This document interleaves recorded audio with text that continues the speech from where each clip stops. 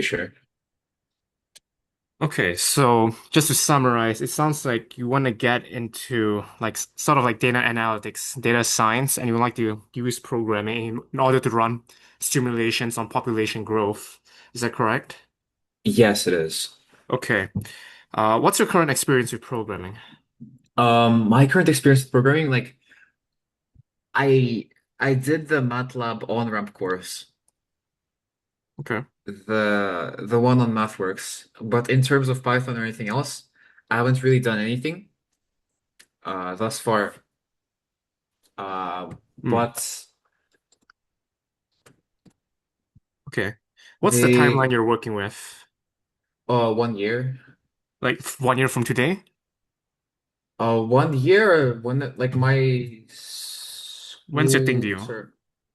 term starts on the 26th of August. And you have 1 year from that day to finish your paper? Well, in theory, I have 2 years, Okay. but I want to have the majority of it done uh in a year and a half, because Makes sense. uh yeah, towards like the end of my senior year, I'll have to like focus on like my actual subjects that I'm going to be, taking exams on. Yeah, no, I've been there before. Right. Okay. Hmm. All right. So what you described is not difficult. It should not take long, but these sessions are like, this is not like a university course where you're forced to attend lecture 3 times a week, for example. Like Right. how much progress you make is completely up to you. Hmm. Uh, I have an idea of where to take you, but like if you have this strict deadline, you need to be making progress every week. Um, Right, obviously. Okay, so my initial goal with you is I think I'm going to set you on the very beginner track. I'm going to first get you on the very basic principles of programming, the basic mechanics, and I'll see how fast you progress. If I see that you can progress faster, then I'll have us move a little quicker. But for Right. now, why don't we get started with the absolute most basic? Once we get the absolute most basic, we can move on to like linear algebra with programming. Okay, sure. Okay, so to start people off, I usually send them this link so that they can code on the web. And this session is just going to lay the foundations for what we'll do in the future. If you could click on that link. Oh, if you could share your screen with me, you can share a specific tab or just your browser. Just be careful to close anything that could be sensitive. Um, okay, hold on.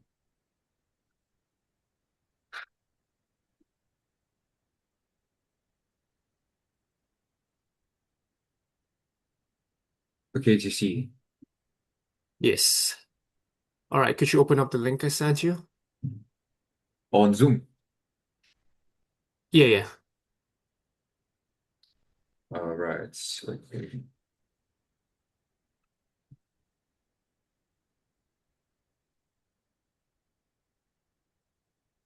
Okay, so this language is designed for beginners and it's not Python, but it shares some similarities with Python.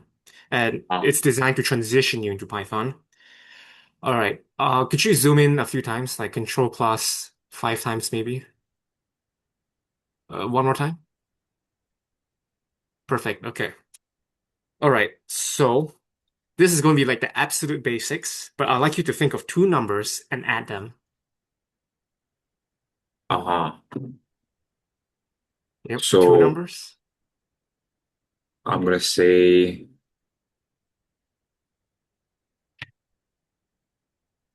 Sure. Okay. oh no, no, no, So no, wait. Say and one. actually, what you did just now was perfectly fine. Can we go back to what you had?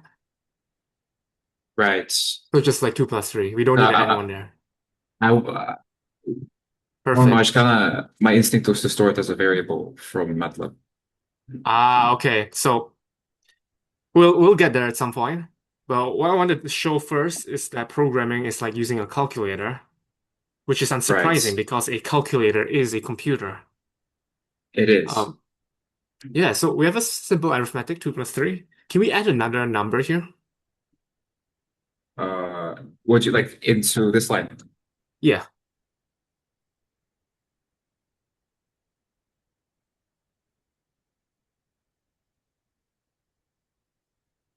cool. So you can add more numbers. Very nice.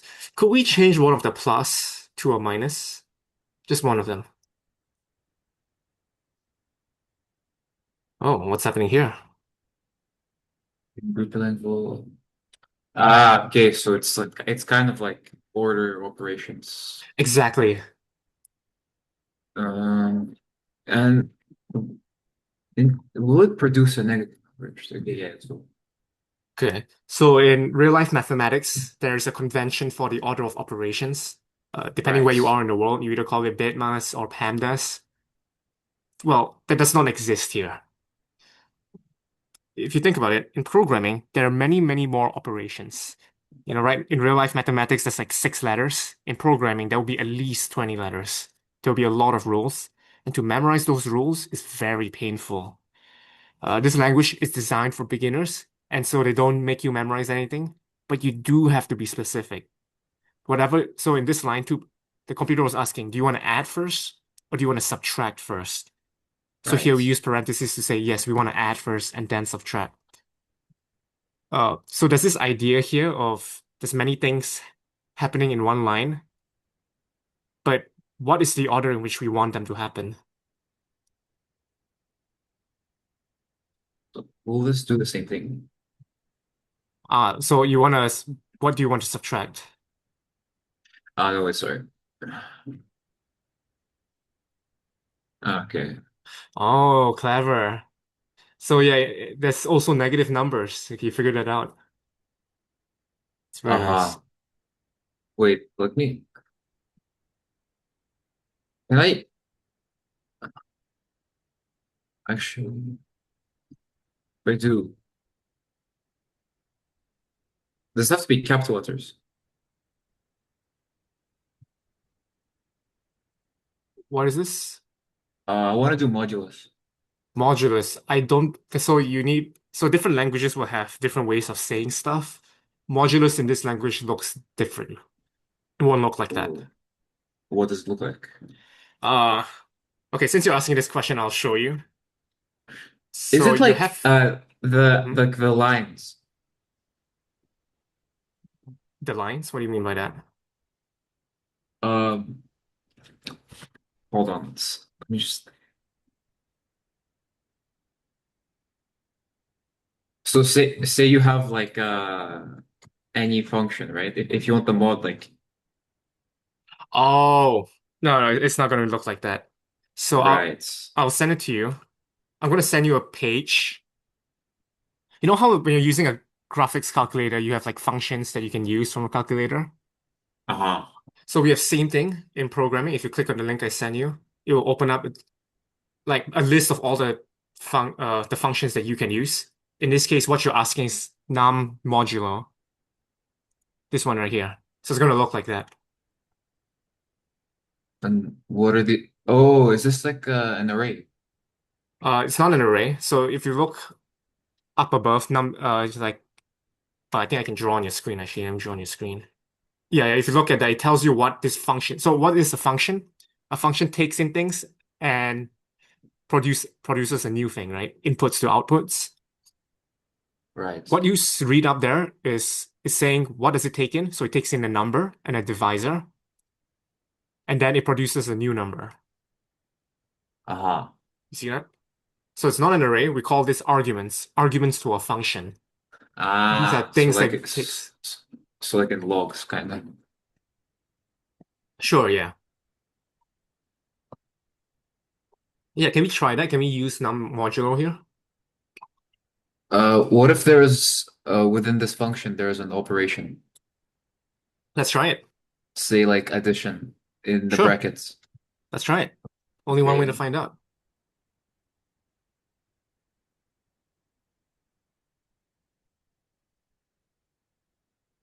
Okay, so bracket you can't use open, square brackets here. You will have to use round parentheses. and this applies to every function basically. Yes. So square brackets have a special meaning in this language. You'll have to use round parentheses when you're calling a function. Okay. Which evaluates the function accepting two parameters. An application expression explicitly confirms variables to be the same. Wait, just to clarify, what does it mean when it says parameters? Parameters are the inputs to a function. Right. So in num modulo n and divisor are the two parameters that the function takes in. So I can only have for like two numbers here essentially. Uh, yes, but right now there's only one. Right now, 2 plus 3 plus -8 produces one number. You need a second number in Yeah, here. okay, I know what you mean. Yeah. So to do that, you add a comma and then another number here. -2.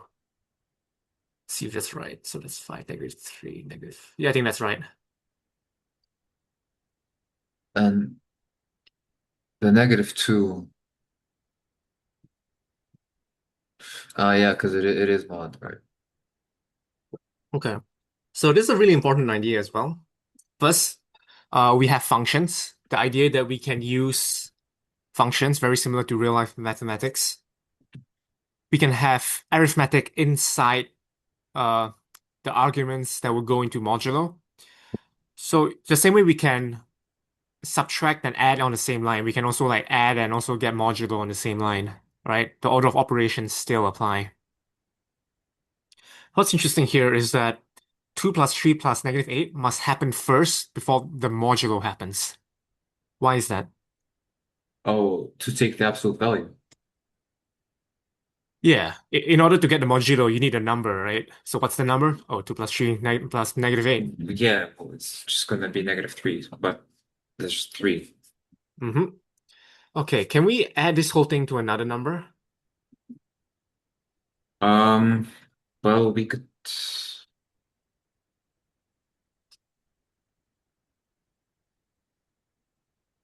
let's do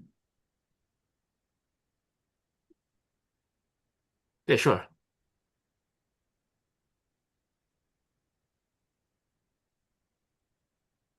Okay, so first, if you if you want to assign something to a new variable, let's say n3, that has to go on the left-hand side.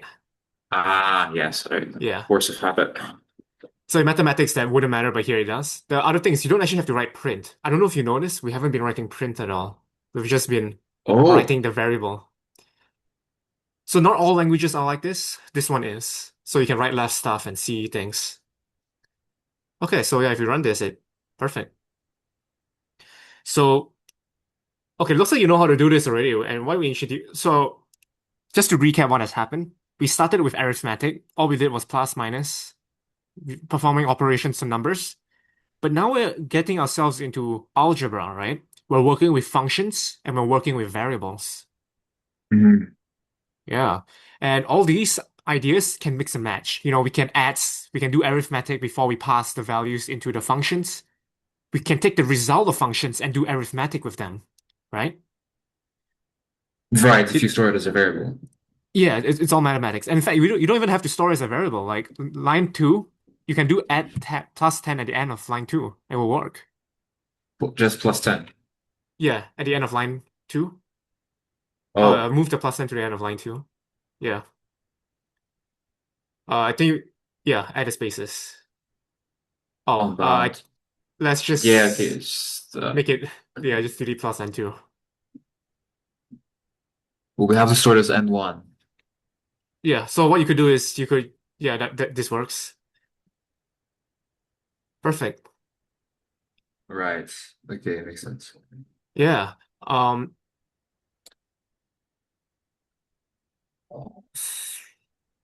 okay. Array. Oh, okay, so you're seeing a lot of Ah, stuff here. We will yeah, see this at some point. Um, right. okay, I do want to go to a different idea first, actually. I want to introduce how to write functions. So, Right, okay. so we One can just, write individual lines of code. Oh, you found matrices. Okay. yeah, because say like in MATLAB is it's just like U B D, and then you'd have a semicolon X, Y, Z, and that would be your matrix basically. Yeah. I don't know if that'll work here, but every language has a way of saying things. Well, Python MATLAB works in that particular way. Right. But here you might have to say it differently. Okay. What I want to introduce next is functions. Could we? Yeah, let's delete line 5. I suspect that's not going to work. And let's delete line 4 as well. For your reference, we can keep the rest. Okay, so I'm going to show you how to write a function in this language. It will look a bit different from Python, but it's very similar. To write a function, first write fun. UN. Okay. Yep. So notice how it's bolded. So it's special. We're telling the language we want to write a function, and the language understands that. Next, write space. Okay, now we need to give our function a name. So let's say, let's keep it simple. Let's call it f. So the function name is f. Just a syntax question. Can Yep. I have parentheses? Yeah, what you wrote is correct. Yeah. So So if function, I can say a function of a. sure. So the input is a. Yep. Right. Then we write a colon. Now we can write a new line, and past the colon, we're writing the body of the function. So what do we want to do with a? Right. So I don't know, do you want to do a plus one? It's up to you. Is there a way to do series? Like, Like like 1 plus 2 plus 3 plus 4 and like so on. yeah, arithmetic or geometric. It is, but not with what we currently know. Right, okay. Okay, let's keep it simple. Let's just do very simple arithmetic. So a plus 3. Perfect. Okay, then new line. END. N. Okay. Okay, notice how it's all highlighted. So let me explain a few things. What is a function? A function takes input and produces an output, right? Right. So um, we see two things here. First, f opening parentheses a, that a is the input. That's what the function takes in. Hmm. It's very similar to how you write a function in real life. That's the input to the function. But in programming, we call this a parameter, right? Parameter meaning what it takes in. Yes. Um, so there's a subtle distinction between a parameter and an argument. A parameter is a variable. It's like a placeholder for what it takes in. The Hmm. argument is actually the thing that the function is taking in. So like where your cursor is right there, 2 plus 3 plus -8, we call those the arguments. That's actually what the function is taking in. But line 5, the a, that's a parameter because it's just a placeholder for what it would take in. Right. Yeah, So a being any arbitrary argument. exactly. Yes, yeah, that's a way of thinking about it. Any arbitrary argument. Hmm. So that's the first part, that's the input. The second part of a function is what it outputs. So that's line 6. We call this the body. The Right. body does math on the input and produces an output. So whatever it takes in as A, it will add 3 to it and produces it as the output. So input to output, right? That's the two things that the function does. So if we were, say we were to declare a parameter here, would we do it above or below the function? What do you mean by declare a parameter?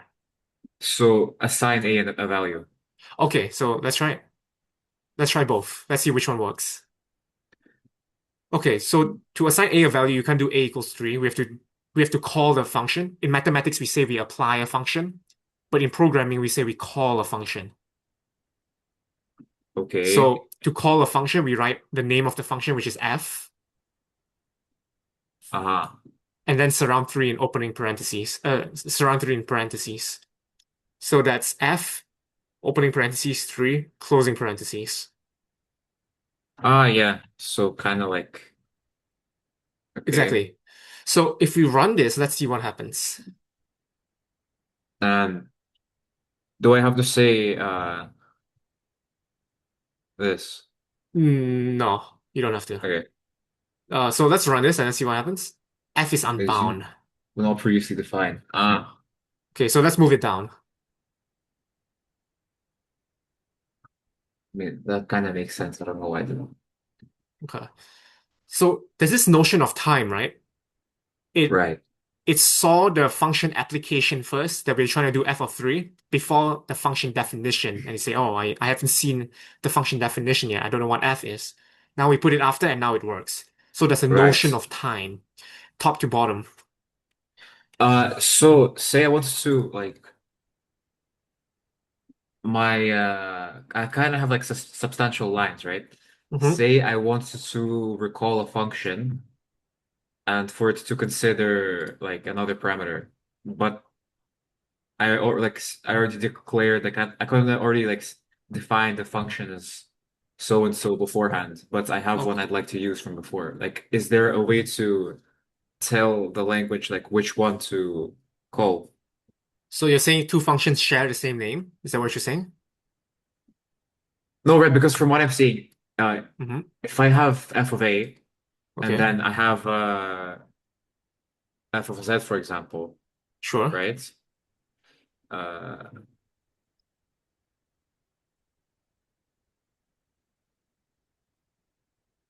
which like in this situation, how would I use f of a? Okay, so let's run it as okay. So the best way to answer your question is just to try it out. So let's run it. That's a Highlight character missing. a character missing. Ah, sorry. All good. Declaration of Hmm. f shadows a previous declaration of f. Right. And Ah. why is it that we can't name a function the same thing? Oh, I was thinking as in that makes sense. So I can have you, for example. Yes, That makes sense. it's Because precisely what you described. Which one do we use? There's two functions that share the same name. So right, right. that situation does not make sense. So we can't even get ourselves into that situation in the first place. Even Yeah, this way, I think. Yeah, okay. very nice. Because like for force of habit, I thought changing like the name of the parameter would apply.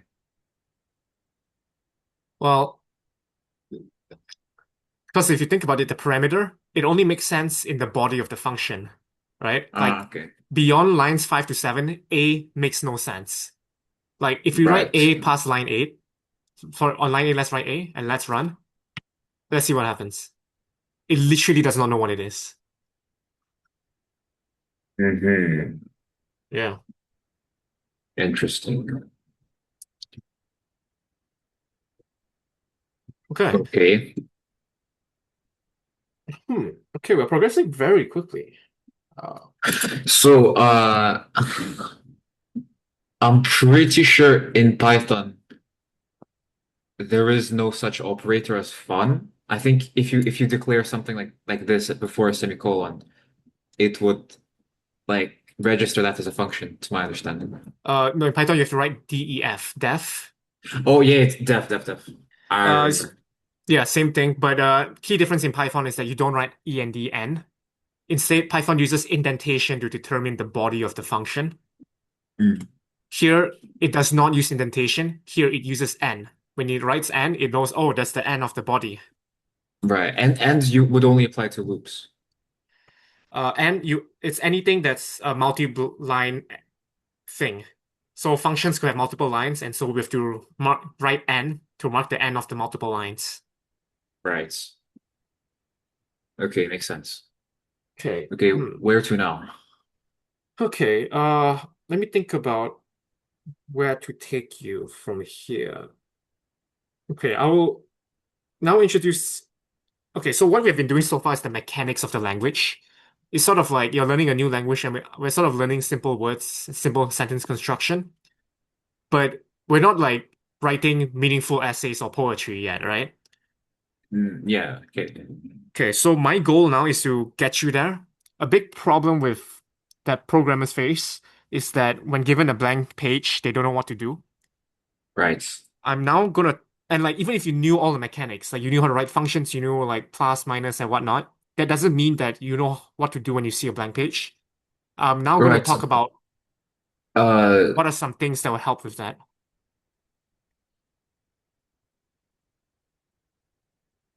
c- uh, you can see what I kind of have here. Yeah, the research plan. Oh, fuck. Okay. This is the part that I was concerned about because I mean, realistically, I'm gonna have time constraints. I'm taking like kind of the most, in my opinion, the most time-consuming like classes I have in my like system. So I guess as of now, my target is to know how to do this. It's kind of like that one scene from Family Guy where this I don't know why I'm saying this so out of context, but like this guy, I'm pretty sure he's like an illegal immigrant, and he gives a speech to Peter in English, and afterwards he can't speak any other English. This is kind of the situation I'm in right now. Like I literally I only want to know how to do this Okay, as of now because I feel like I'm just gonna be stretched too thin. Uh, even though I'm only taking four A levels, like each one has multiple modules, like sure, sure. say the standard math and further math. Each one has pure mechanics and statistics. So I'm kind of like I feel like I will be overwhelmed. Okay. Uh, okay, the thing you highlighted just now, do you know the method, like, do you know how to write it down on paper, the mathematics for it, like the equations and whatnot? What do you mean? So, like, for example, like the 100-year simulation, like, what's the function? If you're going to write the function down on a piece of paper, can you do it? In terms of the 100-year simulation, Yeah, like, what is it simulating? well, again, it's density dependent. So this formula, are you creating this formula or is this a formula that has been established in literature? Uh, about that one, I'm not exactly sure, but I think it is. It should be. Okay. Uh, because if it isn't, then I'm gonna run into a bit of a problem with it. Okay, okay, you can take my word for this, but based on what I'm reading, the hard part is figuring out the mathematics, but the actual programming is trivial. Right, yeah. Yeah.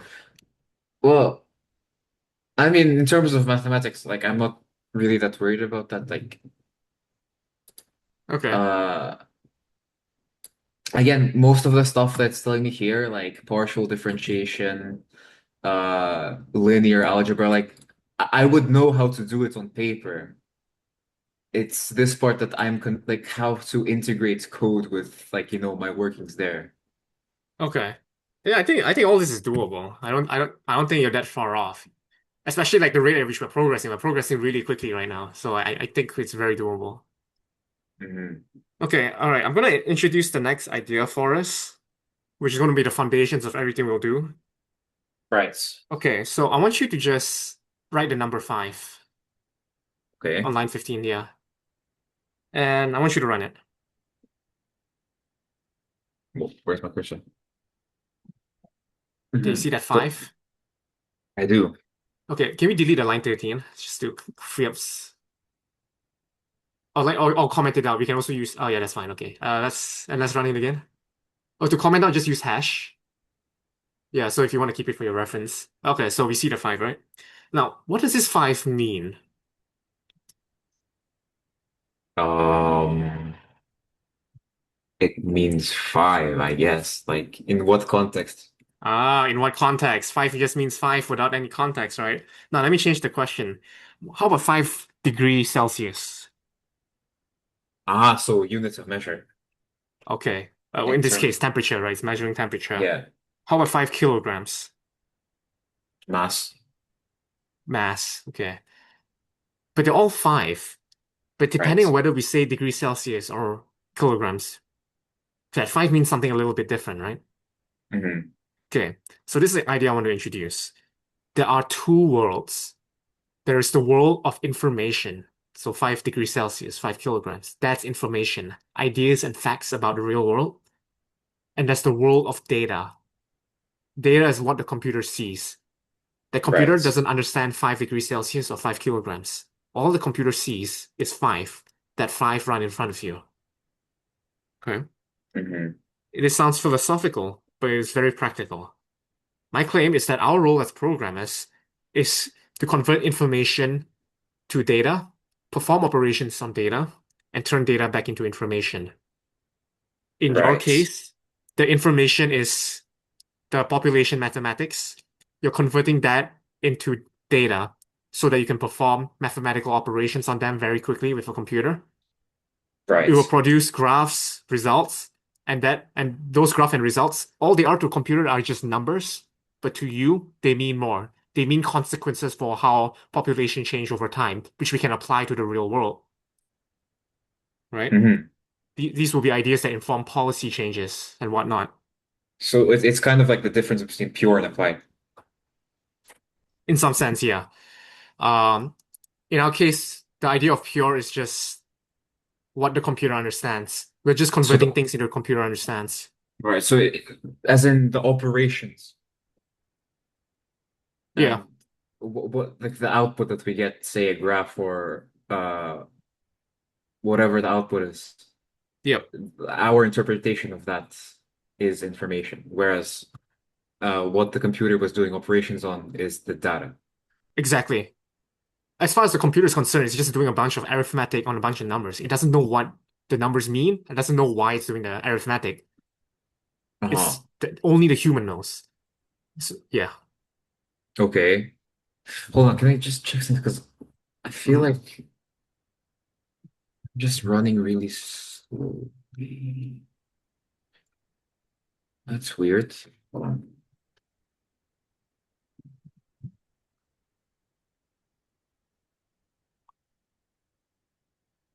Just okay. You're doing good? Yeah, yeah. Okay. So I'm on a Zoom free subscription, which means that in 2 minutes they're gonna kick us out. I'm gonna have to send you a new Zoom link on Gmail, okay? Have you considered Google Meet? Yes, Zoom has better screen sharing quality, and the Mm, recording is immaculate. that's fair. Yeah. Okay, all right. I'll So see I you in two. joined back on the same link, right? No, I'll have to send you a different link on Gmail. This one's gonna expire. Okay, sure. All right, see you in 2 minutes. Okay, so yeah, the idea is very foundational to what we'll be doing. So to reframe everything we've done so far, right now we can encode information as numbers and perform operations on numbers. So here's another philosophical question. Can we encode all information as numbers? Depends whether the data is discrete or continuous, I think. Can you give an example? Um, well, if you're not quantifying things, say like a quality or like some arbitrary person on the street, like their eye color, uh, Okay. you can't necessarily, unless you have an index that's predefined, you have like a spectrum from, I don't know, brown to blue. Hmm. And there's kind of like a range. Maybe you could store that as like you can index qualities and assign them a numerical value. But Mm. I mean, in theory, you could, Mm. but like I guess you could. Hmm, actually, yeah, that's a good question. I know, that's why I'm asking it. Okay, so you say in theory you could. You know how they say computers are just a bunch of zeros and ones? Yeah, binary. Zeros and ones, they're numbers, right? Right. So everything can be encoded as zeros and ones, as numbers. Right. So what you said about the iColor thing, where there's a predefined index, you're actually not far off. Like, even like words, like if you text someone a message, that those words become If zeros and ones. Yeah, And this, it'll use yeah, ASCII if I'm not wrong. nowadays we use Unicode, but yeah, there is a standard in which we can translate letters and no and emojis into numbers. And when a person Right, receives it, those are translated back into letters and emojis. right. Right. Okay. Now, next question. Do we want to encode all information as numbers? Uh, I guess that depends on what purposes. Like, what's the context? Think, can you think of a context where we want to encode information as something other than a number? Um, Other than a number, perhaps like hmm.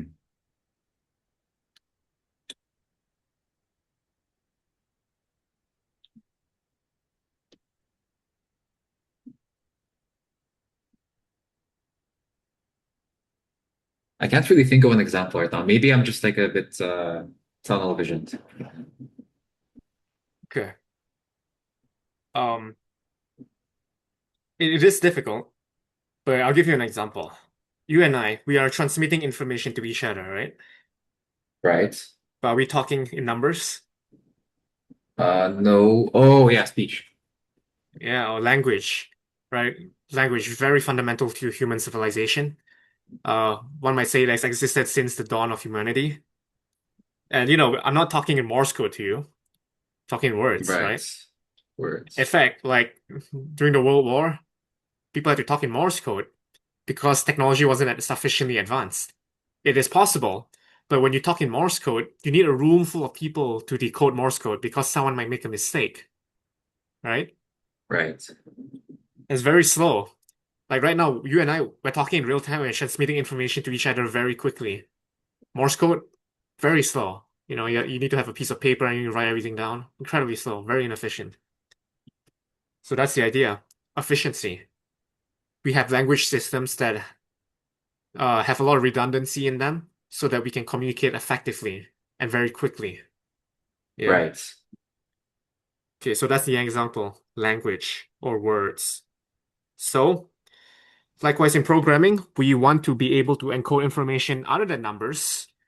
And one way in which we could do that is with language and words. So next, I'm going to show you how to do that. Okay, let's Okay. delete this 5. And I'm going to show you the rite of passage. Can you write double quotes? Hello, comma space, world. Ah, Closing double quotes. Let's run it. Ah, we did not get back a number. We got back an entirely different species. We got back a string. That is a string. I think it's called yes. that because it's like a string of characters. I'm not sure, but that's a string. That's our second way of encoding information. We can use words. So a Hmm. few things to note about this. So, a bit of a history lesson. This hello world is like a rite of passage. In 1970s, there's a guy, a programmer. Back then, programmers were very rare since computer science was a very new field. He wrote a book on how to program, and he used this example, hello world. Ever since that day, every book, lecture, video uses this example, and it became a rite of passage. So congratulations. You have completed a very important milestone in your life today. You have just wrote Hello World. You can like do something special later to celebrate. Uh, well, I think I'll be sparring this evening, so Cool. I don't know exactly how to celebrate. Okay. Uh, All right. And I already see that you notice that you can assign just the same way that you can assign numbers to variables, we can also assign strings to variables. right. Uh, there's a very important distinction between words, strings, and variables. A string needs to have double quotes around them. Variable doesn't. Okay? Hmm. It's very important. But if you want kind of the input for the variable to ha contain a string, you would Use double quotes. So, Yes. okay. Yeah. Whenever you say double quotes, you're saying, I want to create a string. If you don't put double quotes, you're saying, I want to make a variable. That's a very important distinction. Makes sense. Okay. So just now we had numbers and we could do arithmetic with numbers. Can we do arithmetic with strings? Can you add this string hello world to another string? Um, can I use the variable? Sure. Let me define this.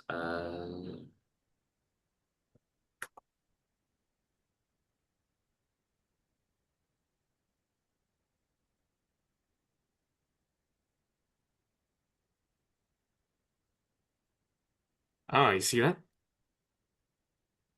It takes the literal order. Yeah. It would Just make more glues two sense. strings together. Nice. So the same way we can add two numbers together, we can add two strings together. Very Right. nice. Okay. Um, can we replace that plus with a minus? Wait.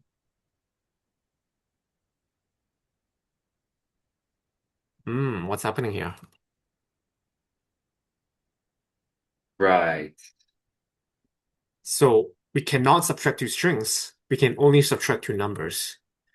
What this Hmm. means is that arithmetic for strings is fundamentally different from arithmetic for numbers. Right. Okay. All right.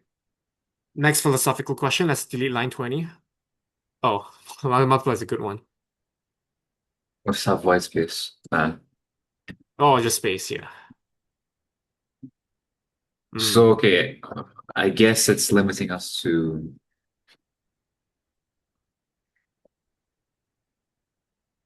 Cool. Okay, could we delete line 16 as well? There's sole F3. Let's just clear up some space. Okay, let's. Okay, a new philosophical question. On the last line, line 19.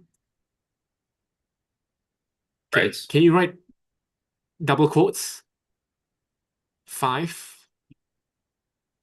So, sorry, like the digit five in the double quotes. Great. Let's run it. Okay, so nothing special, right? The same way we can write hello world, get back hello world, we can write five and get back five in double quotes. Cool. Hmm.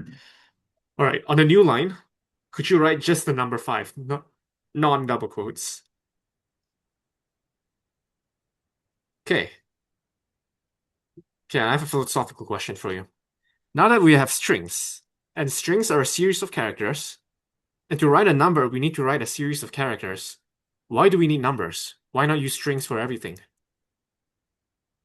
Um, doesn't that go back to the previous question?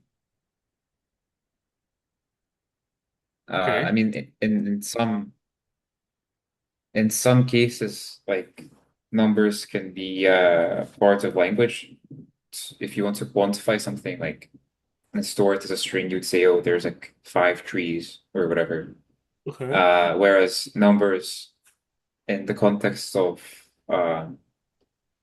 operations, they're placeholders for value, or they are values. Okay. But why not use strings for everything? Well, you can't really do operations on strings, I guess. Ah, at least not the same operations, right? Right. Only So, addition, to my knowledge. exactly. Like we can't subtract two strings, but we can subtract two numbers. So, while the same piece of information can be represented with multiple data types, there are strengths and weaknesses to each, right? Right. If you want to do a lot of math operations, numbers would be more appropriate. If you want to display like characters to a human being, we might choose to use strings instead. Hmm. Okay.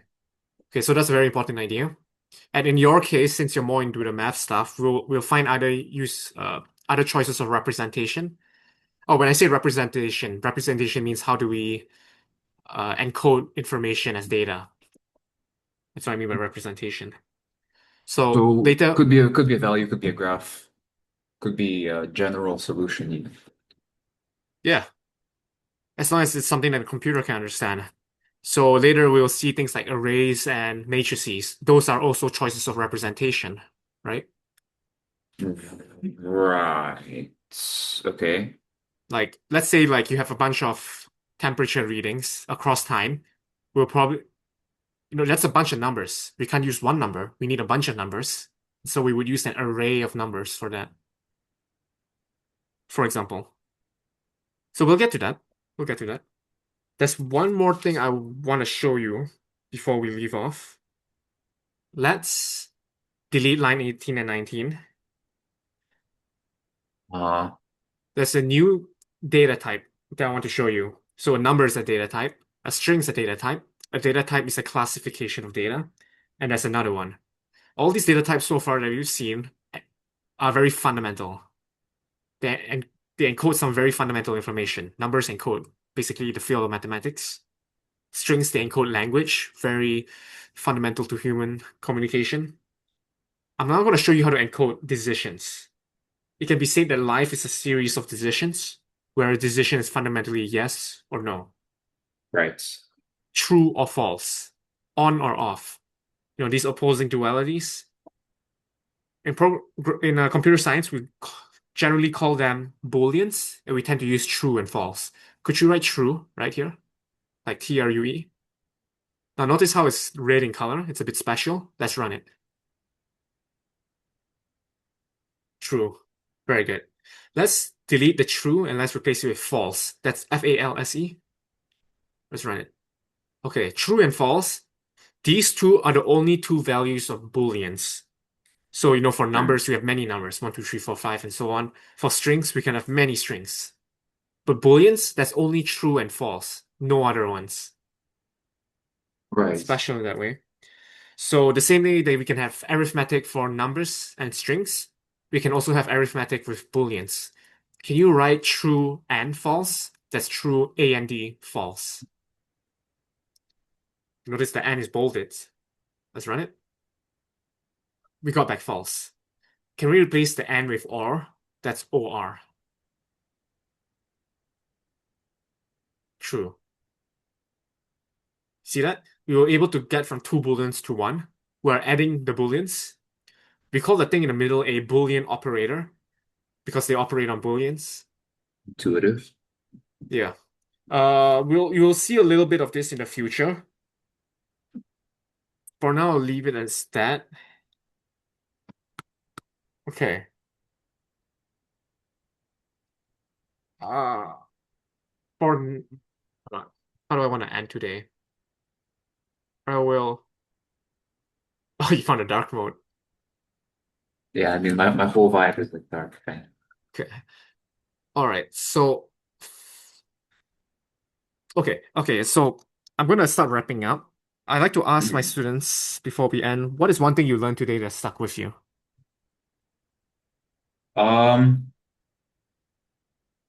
I say there are a lot of similarities between programming and like math. Hmm. Cool. So and kind of like uh a train of they follow a really similar train of logic. Hmm.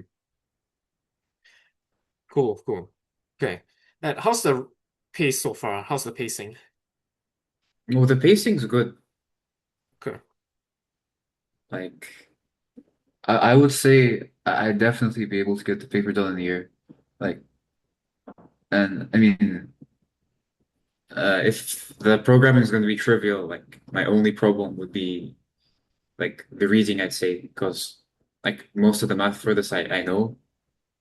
But there's a lot of reading, there's a lot of papers that I have to finish in the first term. But Hmm. yeah, that should be fine. Okay. And do you want homework?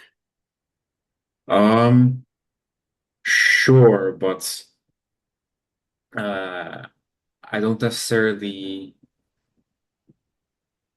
I mean, maybe later, Okay. because I feel like